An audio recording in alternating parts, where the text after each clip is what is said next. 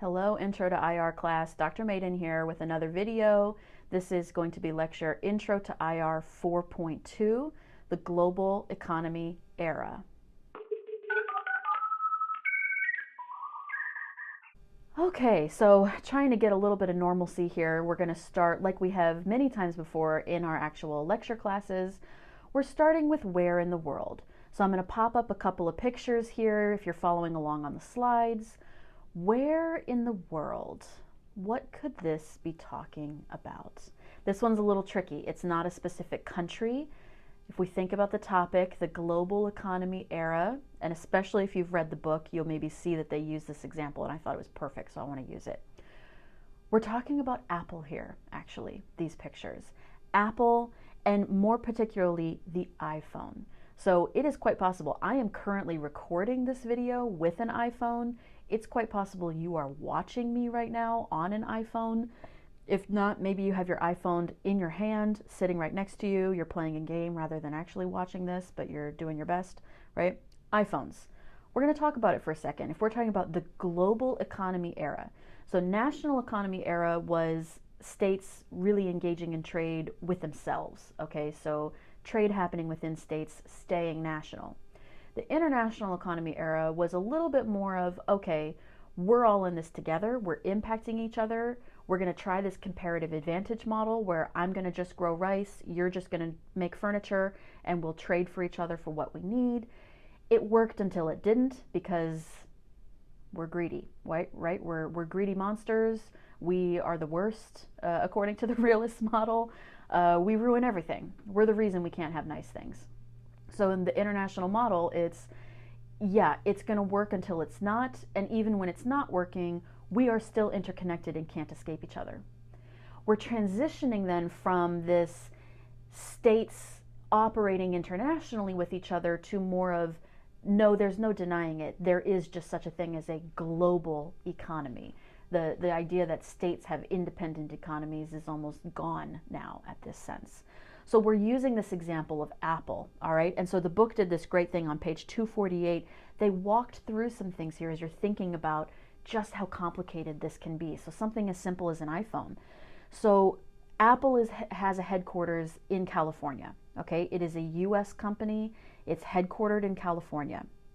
And yet they use manufacturers from all over the world to manufacture all kinds of components that are found within your iPhone.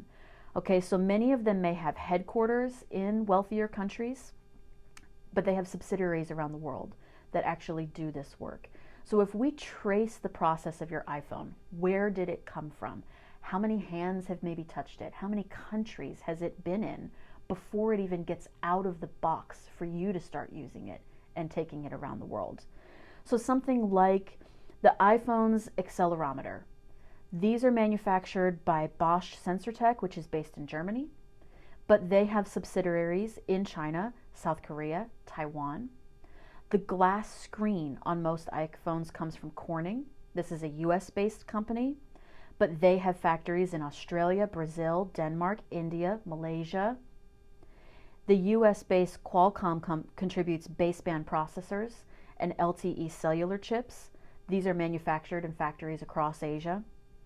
So all told, hundreds of suppliers send their components to Apple's assembly partners. So they have partners that actually assemble these phones.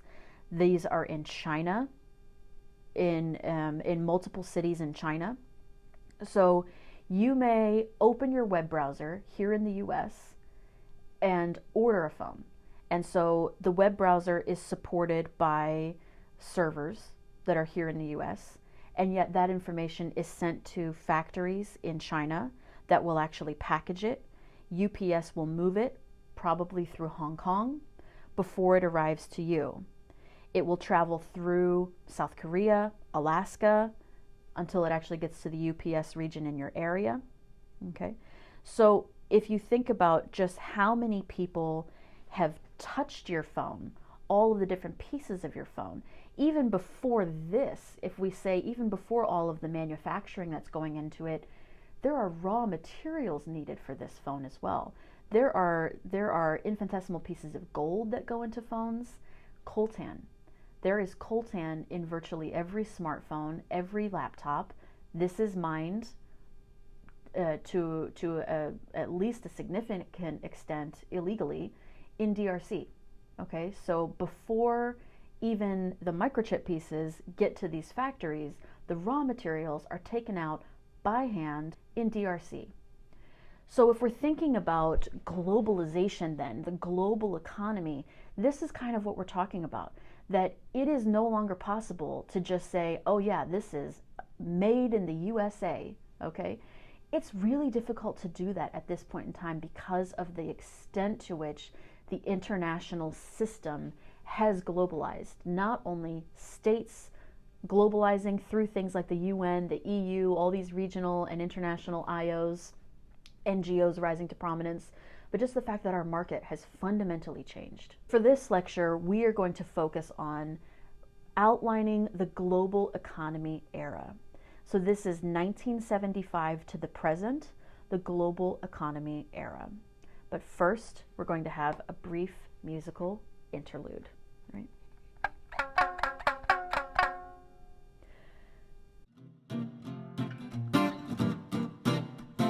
Okay, welcome back. Aloha and mahalo. I went to Hawaii during my break. Just kidding, because you can't do any travel right now. I wish. I went to Hawaii in my mind. Okay, I feel the waves crashing over me right now. Okay, so we're talking about the global economy era, 1975 to the present. So we already, I hinted at what was happening here at the end of the last lecture. We came out of World War II.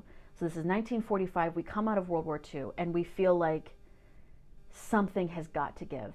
Something has got to change. We cannot keep going in this same process where we engage in trade wars, we engage in economic discrimination, and we don't commit to this thing that we know could help us if we would just do it the right way. Engaging in building what we call a liberal international economic order, an LIEO, liberal international economic order. And so this is the post-World War II economic system built on these commitments of free trade and free market economies. So what are some of the things that emerged out of this LEO model, liberal international economic order model? We've already mentioned several of these, but I'm going to flag them again. Promoting the growth of IOs. Okay, so promoting the World Bank, the WTO, the IMF, because we understood we are clearly terrible at this. States need help outside of the states to make this actually happen, because we're greedy AF. And we are going to keep falling into this realist model of protecting ourselves, survival, enhancing our own security, enhancing our own power at the expense of other states. And God, we can't let this keep happening. We have to try something different. Okay? So we're going to promote IOs, actually give them some teeth to enforce regulations on us, enforce policy changes on us, force us to behave. All right? We also provided a space for multinational corporations and other non-state actors to flourish, in many cases to get as powerful, if not more powerful, than states. We promoted private financial institutions, banks, right, and encouraged them to operate more freely across national borders, so that banks, the internet really helped with this, right, allowing you to do online banking across countries, across the world. I could do a payment through Wells Fargo and send myself money and almost instantaneously walk to a bank in Malawi and pick it up. Okay, so I'm using a US bank to fund myself while I'm living in Malawi. We also had intense technological advancements where we were able to transition into this more internationalized global economy. The example we gave of the iPhone, the fact that you can run your entire life off this little phone in your pocket. You can do all your banking, you can pay all your bills, you can have all your utilities linked to email accounts. We can communicate to each other via email, we can communicate to each other via video. We have social media, we have the internet. You have a question, ask the internet, they'll answer it. It's just ludicrous to think of the fact that you have so much power right there in your pocket at all times. It can run your world and it fits in the palm of your hand. Okay? Okay, so when we're talking about the modern economy, the economy as you know it today, the term we need to know here is liberal capitalism. Liberal capitalism. This is the philosophy of complete or near complete free markets and no governmental regulation in the economy. And this is what we have been striving to do since 1975. We have been fully committed to this. The countries that run the world have been fully committed to this and have largely forced most of the rest of the world to join us or die. I don't know. You can't really participate unless you participate our way, which is through this liberal capitalist model. So some of the things that we saw here, we saw a transition from GATT to the World Trade Organization. The World Trade Organization is a much tougher institution. It's got much bigger teeth, sharper teeth, and a stronger bite. So the World Trade Organization actually has the ability to write rules, to administer these rules, to adjudicate disputes, to penalize those who break the rules. They're a much tougher organization. They're harder on states, forcing them to commit to this model. Okay. We've also seen the explosive growth of non-state actors. So by the start of the 21st century, for example, there were over 500 or approximately 500 multinational corporations that controlled 70% of global trade. MNCs, 70% of global trade was in their hands as opposed to in the hands of states. And this is what we want in a liberal capitalist system. We want the government to be out of the market system, all right? But there can be some challenges here, or some things that we need to be thinking about in terms of, is this good or is this bad? Are we exchanging one devil for another, you know? So there's two examples, some really great examples that the book gave. The first was an example from George Soros in 1992. So he was a currency speculator. So what he and his company would do is they would buy and sell currencies for profit. So as you're watching exchange rates change, you can do something like, oh, okay, get in on an exchange when it's really low, and when it rises, you can sell it out and make a profit. Okay, so you're speculating based on currency manipulation, currency changes to currency. So in 1992, his group purchased approximately 10 billion British pounds. 10 billion. On September 16th, 1992, they sold them. All of them. All 10 billion in one day. So the selling of such a large amount of pounds in one day caused the currency to devalue. It became worth less than it had been the day before. So he sold 10 billion in a single day, crashed the pound sterling, and then what do you think he did?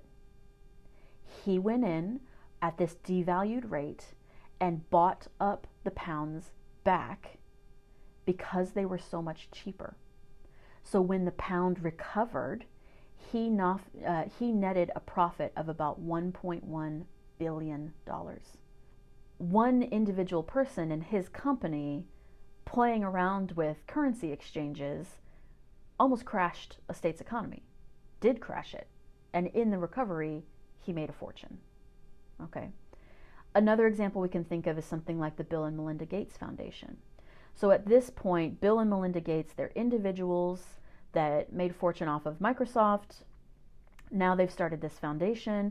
It's dedicated to promoting world health. The foundation alone has a $40 billion endowment, and the health budget is approximately $1.2 billion. Okay. It spends as much on promoting world health as the whole of the UN's World Health Organization. Okay. The Bill and Melinda Gates Foundation rivals the World Health Organization. That is worth knowing and thinking about in terms of us thinking, okay, this modern economy where individual people can have control over a lot of what happens in the developing world and in the developed world. Okay. The other thing we can think about with the modern economy, we've talked about this before, is the importance of soft power. So here what we're talking about is the reach of the US media in particular. So not only our news traveling around the world, but our movies and our TV. And we're going to talk about that in a minute in terms of some of the negative impacts that that has had as well. Positive impacts, but some negative impacts of people around the world having access to our TV, sometimes our trash TV, right? And how that can impact us here. So if we think about processes of globalization, there are two processes of globalization. We call them broadening and deepening. So the broadening process is when new states become incorporated into the global economy. So the book gave a cool example of Bhutan, the small Himalayan kingdom of Bhutan.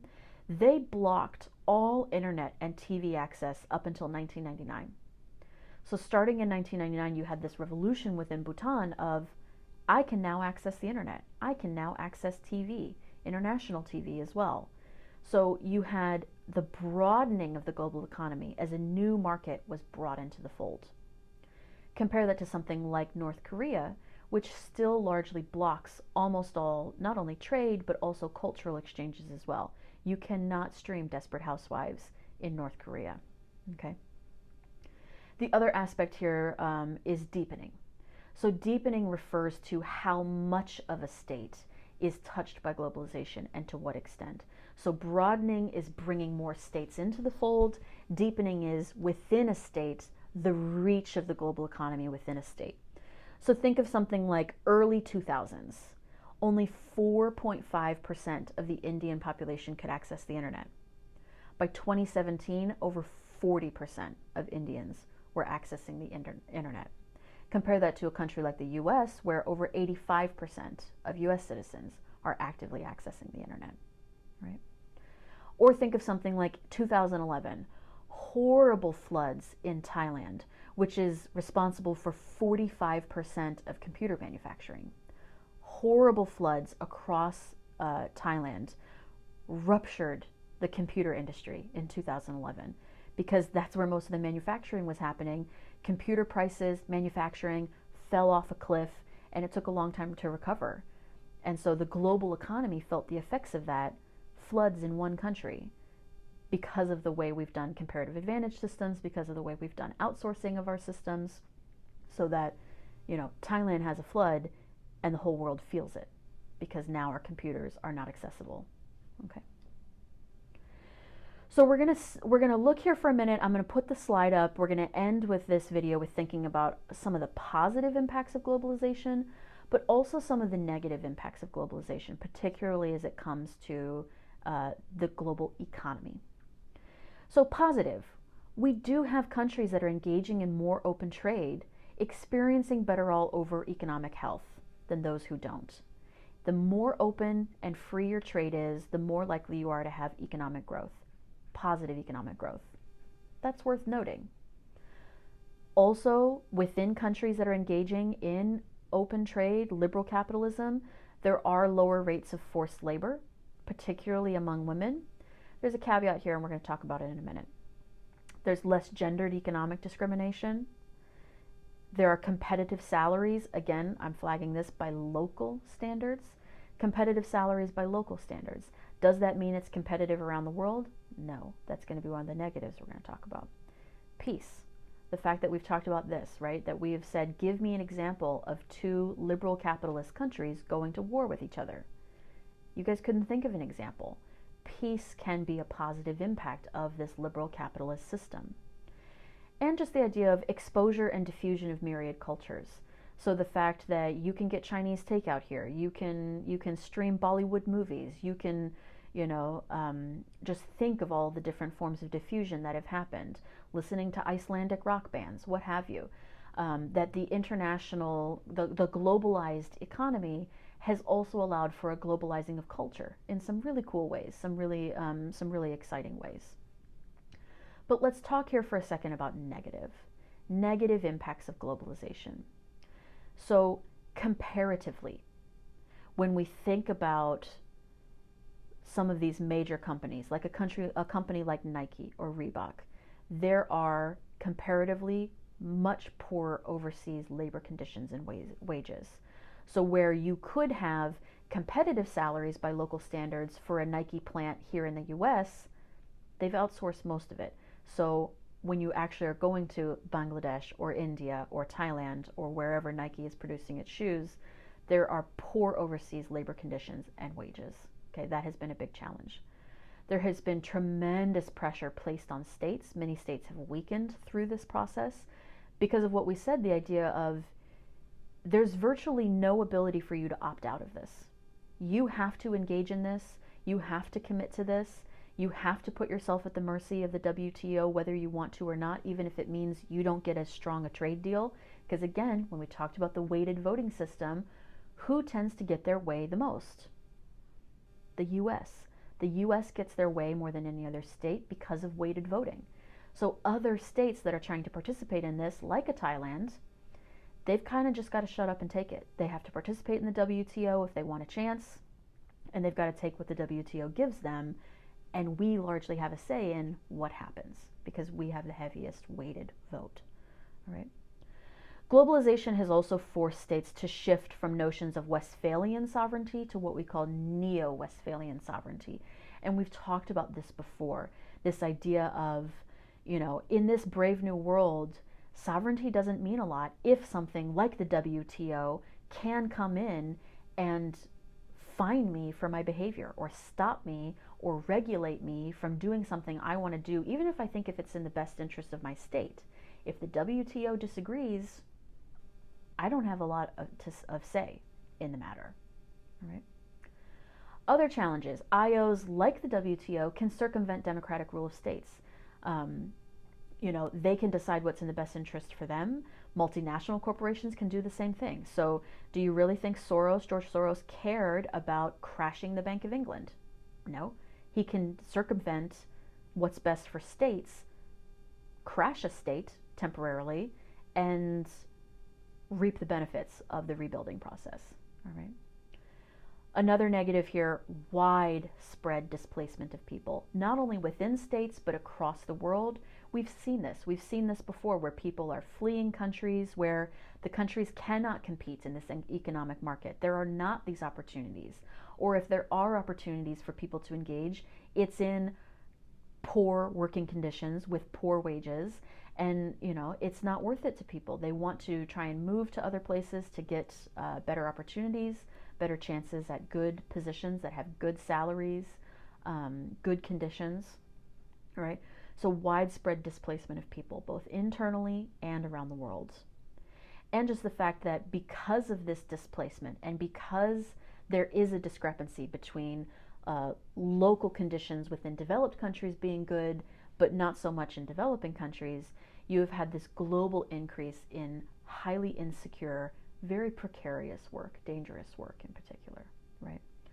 So these are just some of the positives and negatives that we can think about. And so I think it's important, I've said it a couple times, but it's important for us to be thinking about, and you can comment down below if you have ideas, can states opt out? Can states opt out of globalization, of the liberal capitalist system, and have it not impact their economy negatively? Is this even possible? I think a very interesting case study for this right now, that's happening right now, is with Brexit. The UK pulling out of a major regional organization and saying, we're opting out of this. We're going to give it a try on our own. This is going to be very interesting to see what happens with the UK if they're able to recover and not have this exit from a major regional organization not impact their economy negatively. Okay. Other things that we can think about, on balance, is globalization a positive force or a negative force in world politics? On balance, what do you think? Comment down below if you have any ideas here. Don't forget to go and take your Canvas quiz, and I will see you for the next lecture.